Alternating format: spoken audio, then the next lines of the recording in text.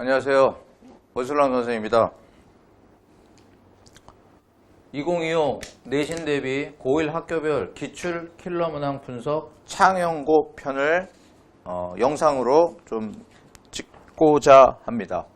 그 이유는 고1 때 통합과학을 애들이 준비함에 있어서 너무 좀 부담스러워하는 경우가 있는데, 첫 번째가 학교별로 너무 좀 달라요.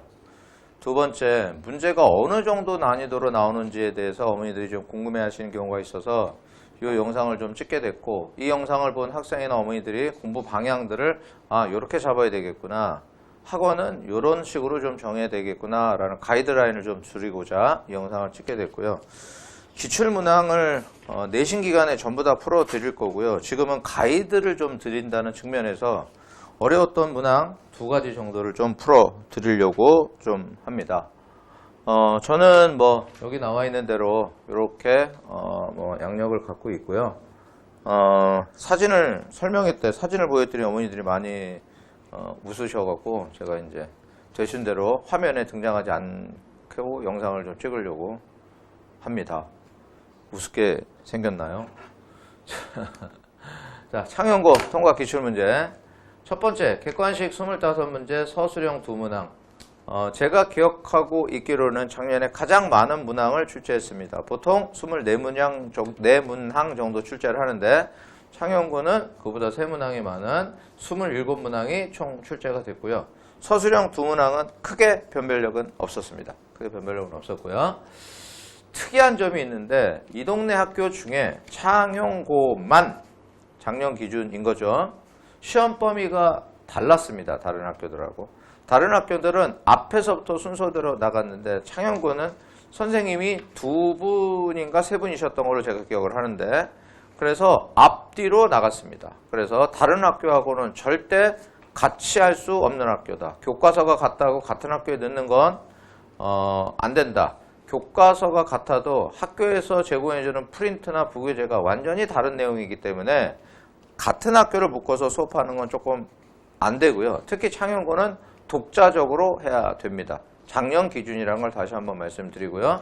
시험 범위가 중간고사가 제일 처음 빅뱅서부터 화학결합까지, 그러니까 1단원의 앞부분까지만 나왔고요. 그 다음에 2단원의 세포, 생명 시스템의 세포의 기본 구조하고 물질 대사까지 출제를 했습니다.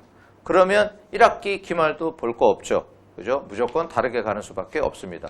창연고는 처음부터 끝까지 단독적으로 통합과학반을 진행해야 된다는 걸 다시 한번 말씀드리고요. 1학기 중간고사는 화학이 킬러였고요. 화학원에 대한 학습이 조금 필요하다. 심도 있게는 필요 없는데 조금 필요합니다.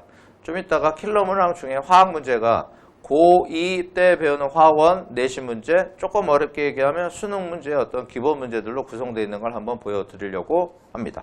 그 다음에 생명 시스템도 문제가 괜찮은 문제예요. 애들이 개념을 정확히 알았다면 틀리지 않았을 텐데, 어쨌든 의도가 좋은 문제들을 하나 저희들이 선별을 해서 좀 제가 선별을 해서 킬러 문항 문제 풀이를 좀 해드리려고 합니다. 공부의 방향을 잡는다라고 생각을 하시고요. 저희 학원에서는 이런 문제들을 시험 기간에 다 풀어 드릴 겁니다. 자, 첫 번째 10 몇 번이죠? 16번인데 딱 보시면 화원을 했던 애들은 좀 알 거예요. 화원 문제, 화학결합 문제하고 너무 비슷하다 이렇게 알게 될 거예요. A에서 F로 이루어진 물질인데 이온결합 물질의 구성이온과 공유결합 물질인데 각각 네온의 전자 배치를 갖고 있다. 이건 무슨 뜻이냐? 2주기와 3주기. 근데 3주기는 금속밖에 안 된다는 거죠. 왜냐하면 3주기 비금속으로 넘어가면 아르곤이 되니까. 그렇지? 그래서 2주기 비금속과 3주기 금속이다. 이런 거 되게 중요한 개념 정리입니다. 그렇게 정리하시고, 원자 번호는 6번서부터 13번까지인데 우리 번호 알고 있지? 탄소, 그 다음에 누구야? 산소, 플로린, 나트륨, 마그네슘, 알루미늄, 이렇게 금속 3개, 비금속 3개 이렇게 되어 있네요. 문제를 보면 이온 결합을 갖고 문제 풀자니 조금 부담스러운데 얘는 좀 눈에 띄네. 그치? 얘는 여기 있는 것 중에 누가 나오겠어요? Al2O3. 얘는 경우의 수가 좀 있는데 얘는 확정이죠. 얘를 갖고. 그러면 Al2O3라는 걸 알 수 있으니까 C가 AL. C라고 여기다 한번 써볼까요? C가 AL. AL이 C예요. 그 다음에 E가 산소. 이렇게 되어 있네요. 그죠? 그 다음에 이게 공유결합인데 D2는 얘가 2로 빠졌으니까 D가 F2가 되겠죠? D가 F2가 되겠고 얘는 뭐야?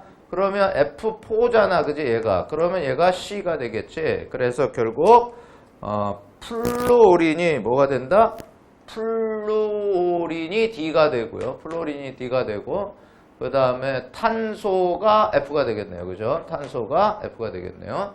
그 다음에 이렇게 보니까 요거 이제 E를 이용하는 거지.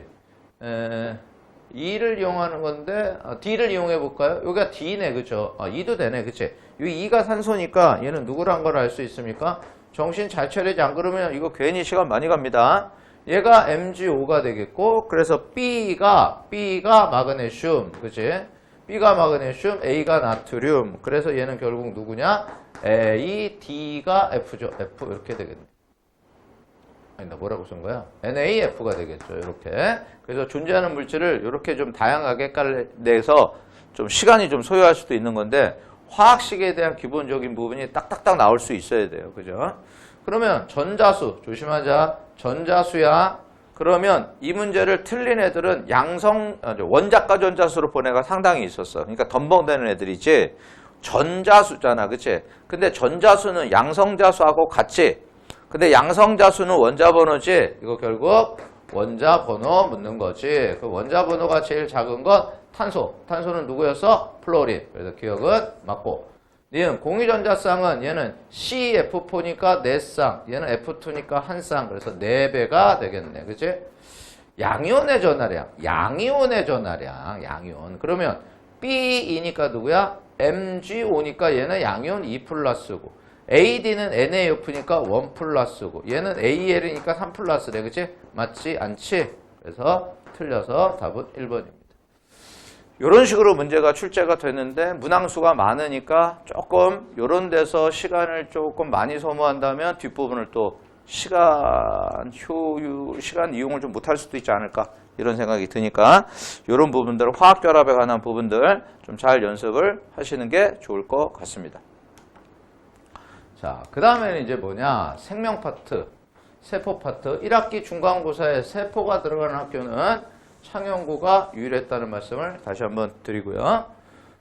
생물 시스템 내 생률체에 대해서 일어나는 어떤 화학 반응에서 효소 X가 있을 때, 효소가 있을 때와 없을 때인데 보통 이런 그림들은 무슨 그림을 주냐면 발열 반응 그림을 줍니다. 그런데 여기서 보통 책들이 발열 반응 갖고 문제를 내는데 얘는 흡열 반응 갖고 문제를 낸. 그래서 조금 여러분들이 실수가 유도되는 파트가 이런 부분이에요. 이런 걸 여러분들이 좀 조심하셔야 돼요. 자, 그러면 이게 효소가 있을 때인데 효소는 무슨 역할을 하는 거야? 활성화 에너지를 낮추는 거야. 잠깐만.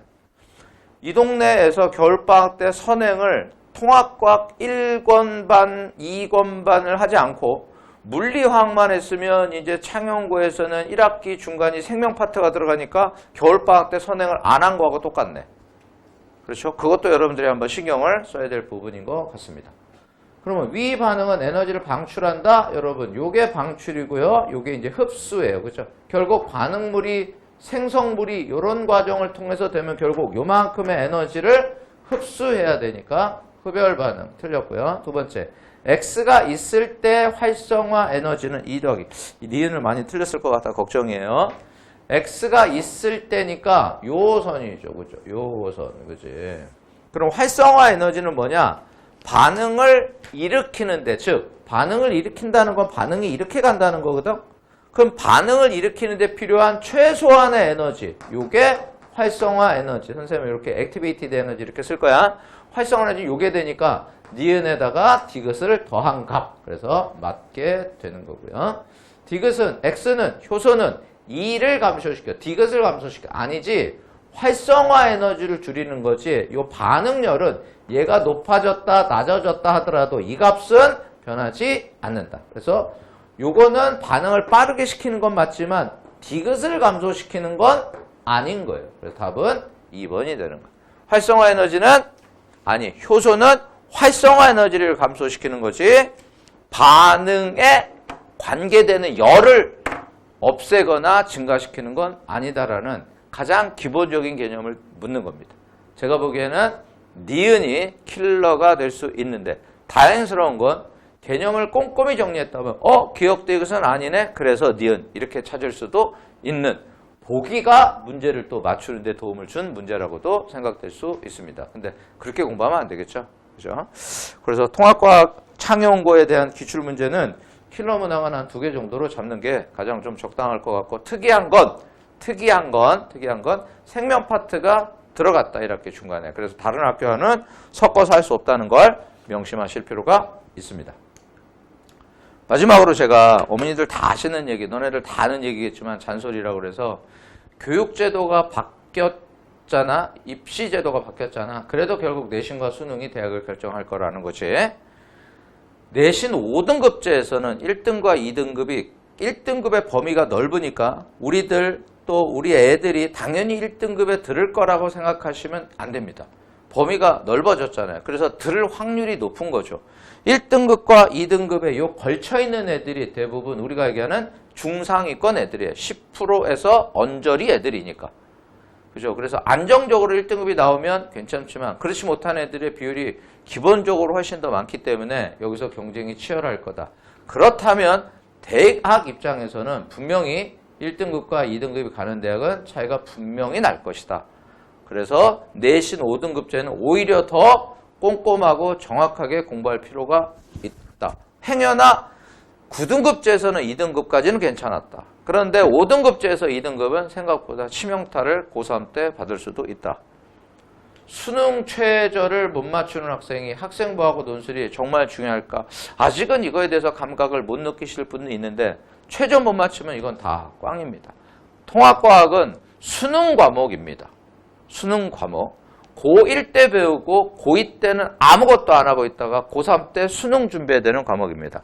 그래서 제발 고1 때 제대로 된 선생님하고 제대로 된 학원하고 우리 학원을 얘기하는 건데 어쨌든 과학 전문 학원에다가 좀 맡겨서 과학만 하는 학원, 전공자와 커리와 관리가 체계적인 학원에다 좀 맡기셔서 어떨 때 시험 보고 어떨 때는 안 보고 이런 게 아니라 1년 동안에 시험 스케줄이 쫙 나오고 관리 스케줄이 나오는 그런 학원에다가 해서 1학년 때 통합과학 열심히 하셔서 3학년 때 어차피 해야 되긴 하지만 그 분량을 줄일 수만 있다면 고3 생활이 훨씬 더 여유가 생기지 않을까 그렇게 생각을 합니다.